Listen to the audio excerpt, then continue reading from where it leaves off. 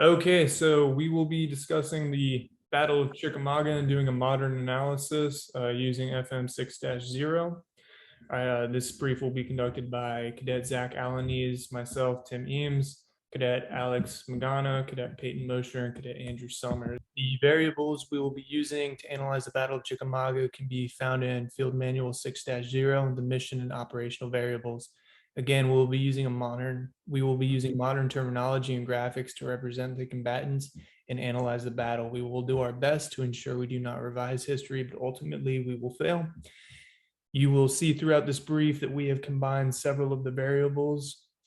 For example, terrain from the mission variables and physical terrain from the operational variables. Following our analysis of the respective variables, we will introduce an in-depth analysis of the battle and then conduct an impact on the conflict at a larger scale. Army Doctrine Publication 1-0 teaches us that leadership is the most significant determinant of combat power. Although we do not all agree with ADP 1-0, we will start with the Union commander, Major General Rosecrans. Rosecrans attended West Point and graduated 5th in his class in 1842. Now, officers did not branch the same way that we branch today. Right? He began his military career in an engineer outfit and left several years before the onset of the Civil War to pursue a career in civil engineering. When the Southern states seceded from the United States due to their desire to own other human beings, he decided to join the fight. He did not serve in combat during his prior military service, but when he did enter the military, up until Chickamauga, he was undefeated in the field as a general and had defeated General Braxton Bragg twice. General Braxton Bragg grew up in the North Carolinian planter class. He graduated from West Point and was ranked 5th in his class, just like Rosecrans. He started as an artillery officer and served in the Second Seminole War and several engagements throughout the Mexican-American War, where he served as an adjutant to a general officer. Before betraying the United States, he was a brevet lieutenant colonel in the U.S. Army. He led rebels in the field at Shiloh and Perryville. He had faced Rosecrans' forces on 2 occasions before Chickamauga, where he was routed on both occasions. Again, we will be doing a modern analysis. We've done our best to attempt to formulate 2 separate mission statements for each combatant force. We imagine that the combatant commanders wished for the following right before the battle began. Rosecrans wanted the Army of the Cumberland to occupy Chattanooga, seize critical infrastructure, and conduct a pursuit operation of enemy combatants to establish freedom of maneuver into enemy territory. Now, on the other side, Bragg is hoping the Army of the Tennessee can seize fording points along Chickamauga Creek to provoke and then turn Rosecrans' forces towards the mountain ranges and take critical infrastructure and occupy Chattanooga. As we go through the mission and operational variables, these mission statements will become clear. All right, here's an instance where we combined a mission and operational variable. All right, what we have here is a bit different than you're going to find on Wikipedia when you look up the Battle of Chickamauga, and this is for an excellent reason.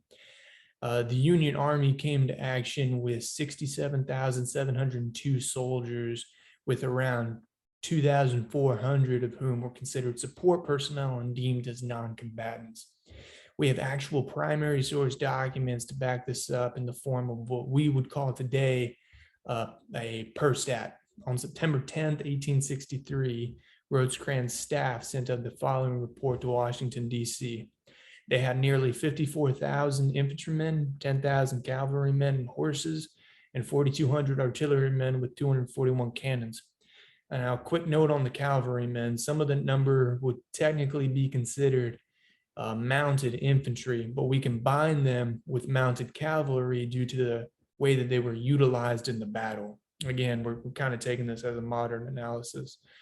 The number of rebels is not as straightforward as the Union, and historians debate this topic quite heavily. The most credentialed historian that I could find on this topic was a man named Dr. Glenn Tucker. He's written several books on Chickamauga.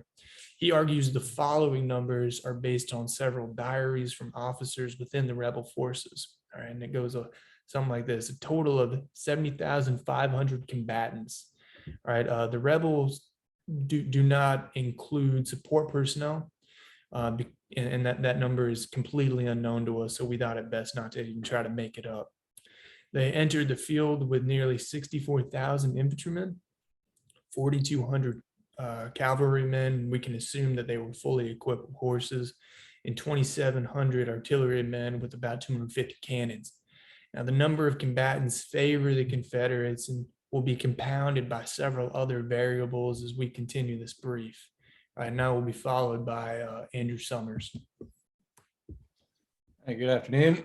So I'm going to be going over the physical terrain for the Union and Confederacy. The information that was gathered was open source information, and we'll be talking about it. But the physical terrain was west of, east of the mountains, the Appalachian Mountains, and a lot of it was rolling hills with rivers and streams. Some of the rivers, like the Tennessee River, posed significant challenges for Union and the Confederacy, and had to impose ways and tactics for the leadership to decide how to cross it. There was deception and other techniques that was used ultimately because of the terrain.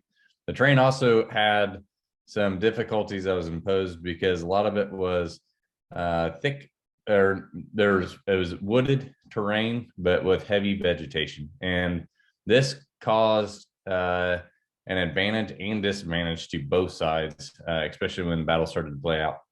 Because of the thick terrain and wooded, it did provide cover, but it also masked the men that were in the woods to, then deceive the commanders making decisions on where to put the reserve forces and how to implement their men to the best fight.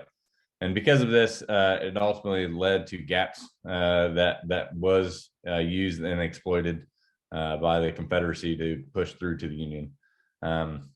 But the terrain in this matter, like, it took all the way down to the Chickamauga River, but they knew that they had to do something. The Confederacy had to continue to push to that area, because if they didn't, then their backs would have been closer towards the Appalachian Mountains, and it would have been more detrimental to them. But like I said, the area that took place because of the physical terrain did pose advantages and challenges on both sides, and to include the weather. All these things played a critical impact. Moving on to the next slide. Weather played a huge role in the morale of this battle, and is a 14-carat run of bad luck if you're a foot soldier. A tropical storm on the east coast of the United States, which eventually hit North Carolina, came through and added a great deal of humidity to the air. A weather tracking network had been established in the United States and was completed around 1860. Despite this, we have little information reported from Chattanooga's department. We can assume that they were kind of held up due to an invasion from the north. The last data we have from them was on September 18th, where they reported a high of 54 degrees. And we can very safely assume that the lows for each day of the battle rested well below freezing, as there are hundreds of diary entries about canteens and buckets of water freezing quite rapidly overnight. Now, soldiers on both sides of the battle were ordered by their officers not to light fires at night to stay warm, so they would not betray their positions, quite obviously. It's a well-known fact, though, that the soldiers blatantly disobeyed these orders, and we can find very, very few cases of reprimand by non-commissioned officers in this area. So weather for an enlisted man dramatically impacts the morale, but it also played hell with the logistical aspects of this fight in keeping the soldiers not only fit with water, but also hydrated, not only for them, but for the horses and things like that. Peyton Mosher will now follow me.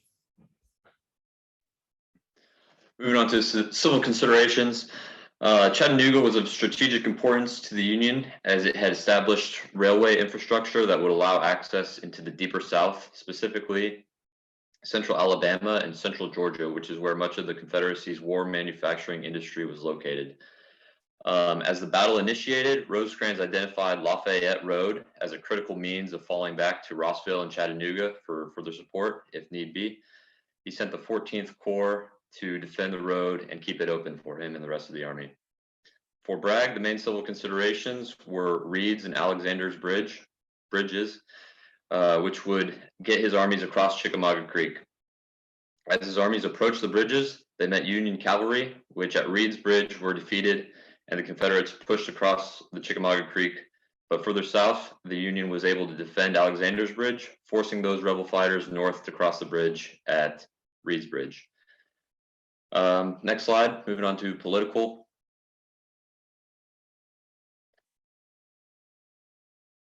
Eastern Tennessee was incredibly pro-Union. When Tennessee joined the Confederacy, Eastern Tennessee actually wanted to secede from Tennessee because of that difference in political views.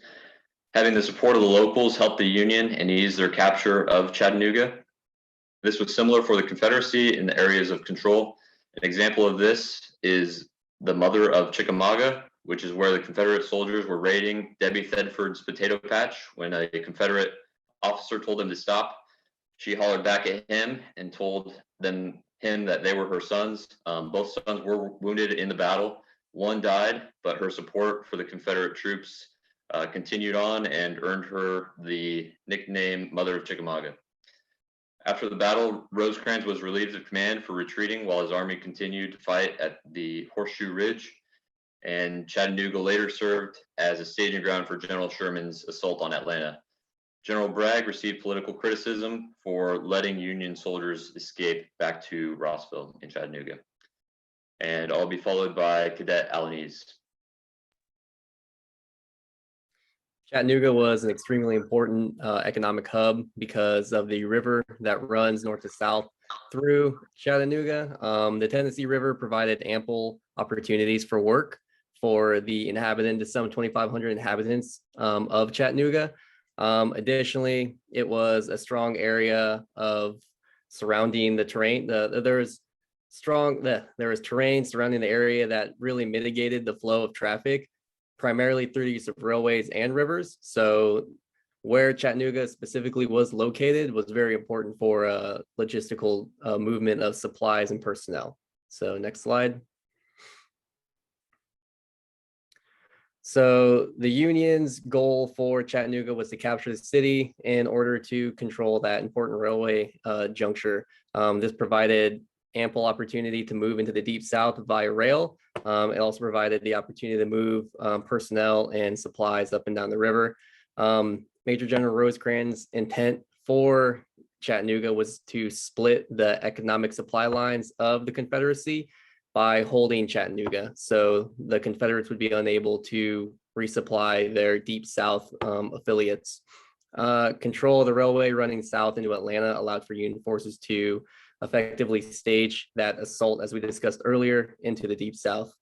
As far as where General Bragg was concerned, he understood that previous losses placed heavy emphasis on retaining control of Chattanooga, and as such, relinquishing that strategic economic asset would cause severe impact to the ability for the Confederates to carry on operations. General Bragg's position in Lafayette allowed him to gather reinforcements in order to launch that Battle of Chickamauga, which was an attempt to carry out recapturing of Chattanooga in order to gain control of those railways and those rivers. So next slide.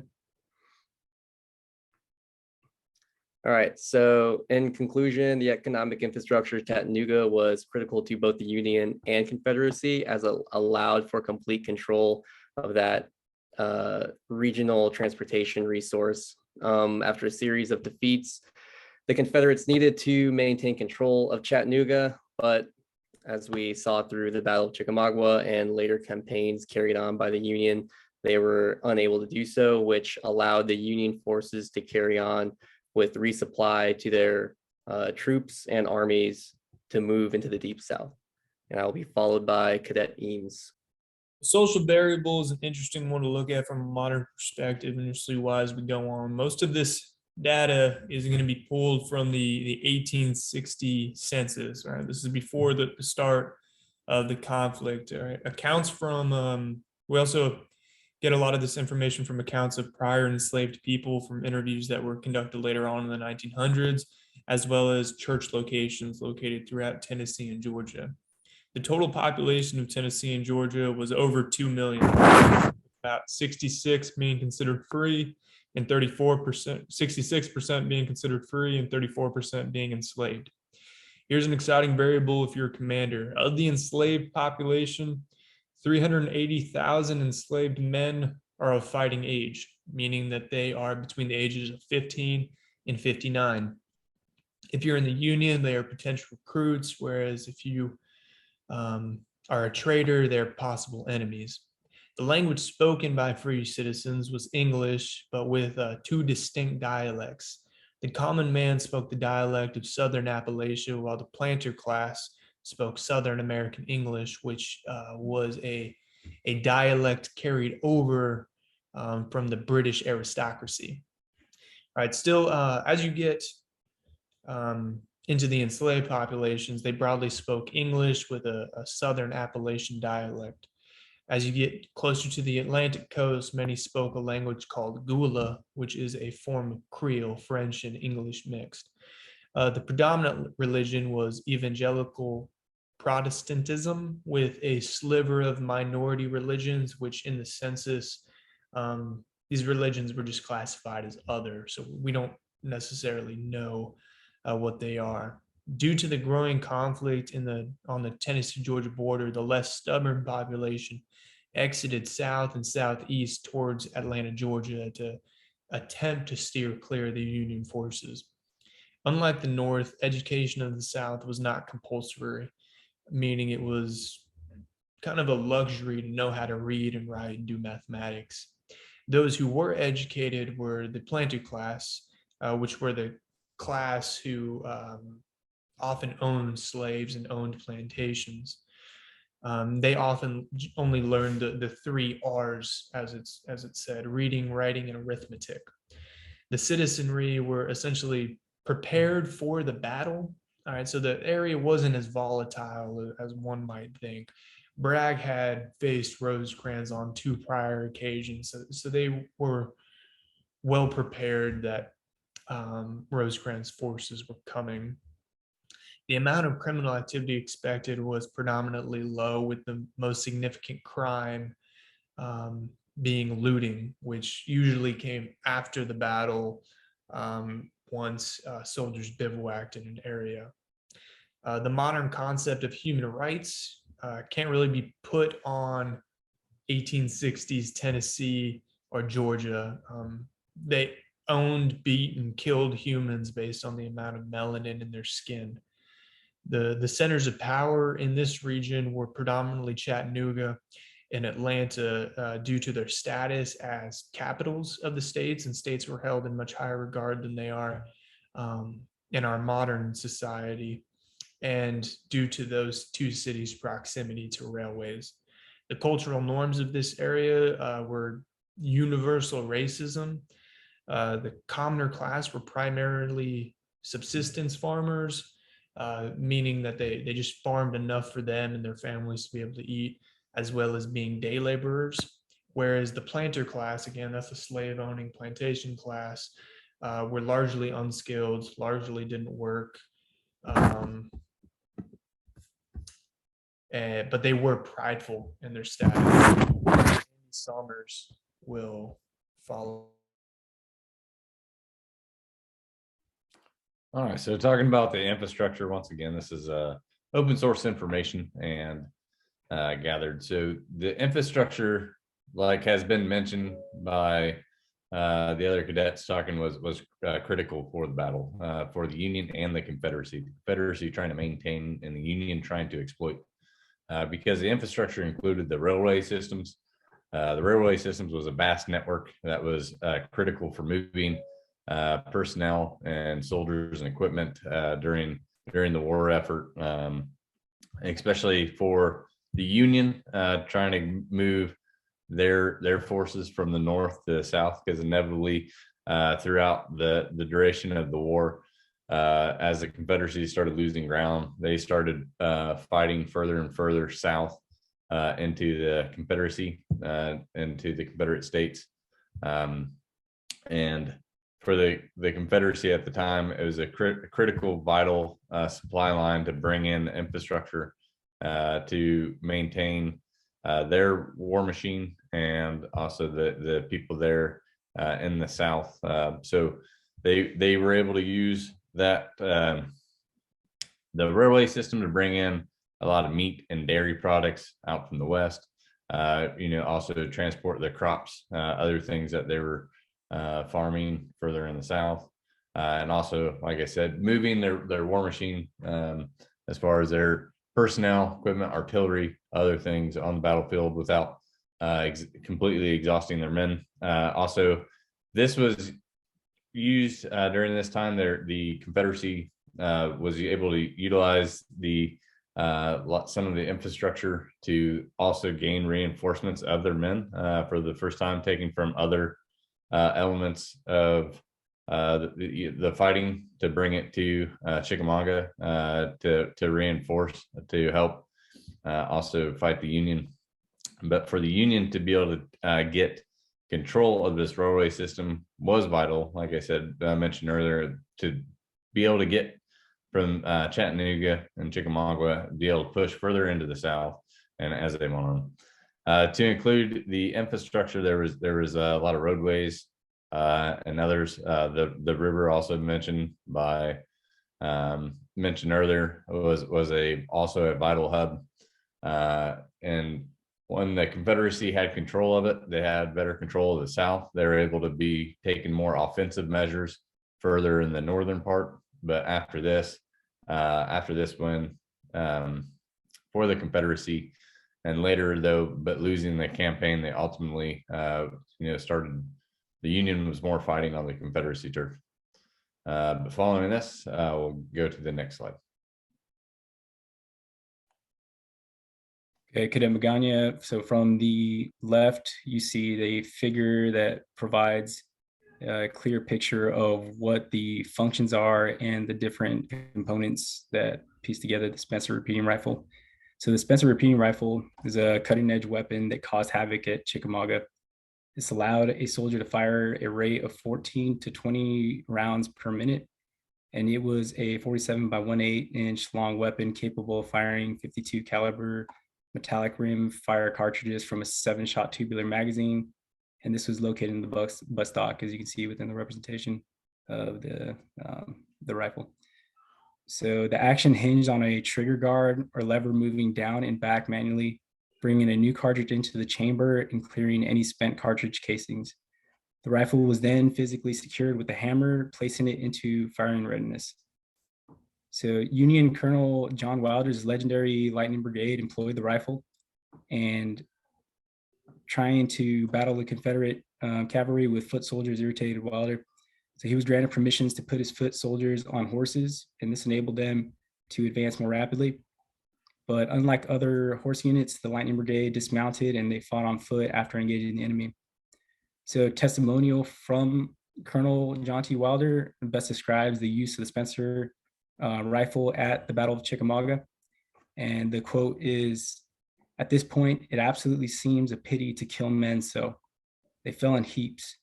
And I actually had it in my heart to order the firing to cease in order to end the awful sight. But the merciless Spencer 7-shooter would not cease." So it's a little, piece that gives detail of how effective this firearm was within the battle. And so over to the right, we have Brigadier General James A. Garfield. So in 1861, the future 20th President of the United States, James Garfield, joined the Union Army and distinguished himself at the Battle of Shiloh and Corinth. And he was promoted to Brigadier General and assigned a Chief of Staff to General William Rosecrans by September 1862. So Rosecrans lost faith and returned to Chattanooga as Major General Thomas struggled to regroup his battered men after a long battle at Chickamauga on September 20th, 1863. So Garfield disagreed and rode out to personally get eyes on with Rosecrans' authorization. And Garfield's hunch turned out to be correct. So from the battlefield, Garfield wired Rosecrans to inform that Thomas was standing like a rock. And that's where General Thomas he received his the nickname there. So on the other hand, Rosecrans had already withdrawn psychologically and physically and remained fatigued and demoralized in Chattanooga. Garfield's efforts were lauded, whereas Rosecrans was viewed as a leader's failure. Garfield resigned his commission later in the Army shortly after the war to serve in the United States Congress. And at this time, I will be followed by Cadet Zach Alaniz for a summarized tactical analysis. All right, so the next few slides, we're going to go over the analysis of the Battle of Chickamauga. It was the second bloodiest battle of the Civil War, which really played into the decision-making process of the commanders post-battle. And while the Confederates would claim victory at Chickamauga, this would turn into strategic defeat for them months later due to their inability to recapture Chattanooga. Over the course of 3 days, from September 18th to the 20th, 1863, Major General Rosecrans' forces would duke it out with General Bragg's forces at Chickamauga, enough to create the necessary hesitation on General Bragg's part to allow the Union forces to maintain control of Chattanooga and eventually win the war. So slide. So prior to the battle, General Bragg is occupying Chattanooga, and initially Major General Rosecrans intends to siege Chattanooga, control the surrounding area, hold key terrain, particularly the hills and mountains around the city, and then expel the Confederate presence in order to stay the campaign into the Deep South. So what General Bragg does is he basically leaves Chattanooga because he doesn't want to be held under siege and relocates to Lafayette, Georgia, in order to stage an assault later on Chattanooga to regain that key territory. So slide. So the first day of the battle, this battle was not actually orchestrated the way that either commander wanted it to go. Neither commander had intended to actually lay claim to a battle at Chickamauga Creek. So basically what happened is Major General Rosecrans basically had staged 2 brigades at Alexander's Bridge and Reed's Bridge. And in response to that, General Bragg had laid out reconnaissance elements to scout a method across Chickamauga Creek, which was Alexander Bridge and Reed's Bridge. And due to the deployment of those Spencer repeating rifles, he was unable to actually traverse across Alexander's Bridge and was forced to funnel the majority of his forces to the north through Reed's Bridge.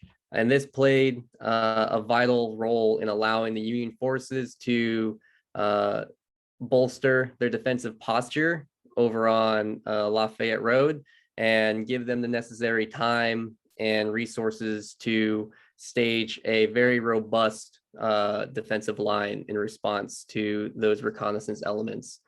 So next slide. So the second day would arguably be the worst day for both commanders. The battle begins in earnest in the early morning between mounted cavalry, Confederate mounted cavalry, and Union infantry at Kelly Field. Again, neither commanders anticipated having to execute such a large scale assault at this stage of their campaign. They had initially desired to maintain that distance of separation between each other, one holding Chattanooga and the other resupplying with reinforcements to the south and eventually staging a full-scale siege and assault on Chattanooga. So due to the strength of the Union's forces, General Forrest, who is subordinate to General Bragg, basically requests reinforcements at Kelly Field to overwhelm the northern flank and sweep across and down into the Union's line. The bulk of the fighting continues to take place up north, with a secondary field being termed Brock Field due to the Brock homestead, is where the center of the line kind of comes into a connection between the Union forces and Confederate forces. Both Major General Rosecrans and General Bragg commit entire divisions to that battle, at Brock Field, and Brock Field changes hands 4 times throughout the entirety of the day, and amasses a large number of casualties on both sides. As night falls, the fighting dies down, and due to the severity of the fighting, both the Confederate and Union forces end up creating wide arcs in a defensive posture adjacent to each other, which allows them to strengthen those defenses and prepare. Well, the Confederates prepare for secondary assaults in the morning. During that night, General Bragg receives the division commanded by General Longstreet. With that, General Bragg splits his force towards the northern and southernmost edges of the battle, with 6 divisions assigned to General Longstreet and 5 to General Polk. So a key decision between General Bragg and Major General Rosecrans was that General Bragg had decided amongst himself that he was going to split his forces in this manner without confiding in his subordinate leaders. He decided to not hold a war council during that night, and instead determined that this was, bar none, the best way to continue this engagement. Meanwhile, Major General Rosecrans decides to conduct a war council between himself and his subordinate generals, and he decides at that moment that due to General Thomas's urgings that they must reinforce their northern flank, which would be key to the battle later on. Major General Rosecrans grants General Thomas's request and supplies him with an additional division, yet leaves his southern flank weaker for it. Next slide. On the final day of the battle, General Bragg kind of missed the hit time on this. A messenger never relayed General Polk's orders to General Hill, and as a result, the battle didn't commence at daybreak like it was supposed to. It commenced about 9:30-ish. Due to this delay, the Union forces were able to reinforce their lines, reallocate soldiers appropriately, and shore up their weak spots. As the battle commenced, General Polk places great pressure on the northern flank as commanded by General Thomas, and at one point is able to completely envelop and invert the Union's northern line, creating havoc on the line, as well as causing a spur of the moment decision by General Thomas, where even though he is able to repel the infiltration into his line, he still requests for additional reinforcements. During that time, Major General Rosecrans provides 3 additional divisions to General Thomas's flank. And on the opposite side of the battlefield, where General Longstreet is located just center of the adjacent lines on the Confederate formation, he is running an attack column aimed right at the center of the Union line. And due to General Thomas receiving those reinforcements, the southern and center lines are considerably weaker for losing that division. Additionally, a key or a fatal error occurs when General Woods is ordered to take his brigade and relocate up to the north due to Major General Rosecrans believing there's still a gap that exists because of General Thomas requesting reinforcements.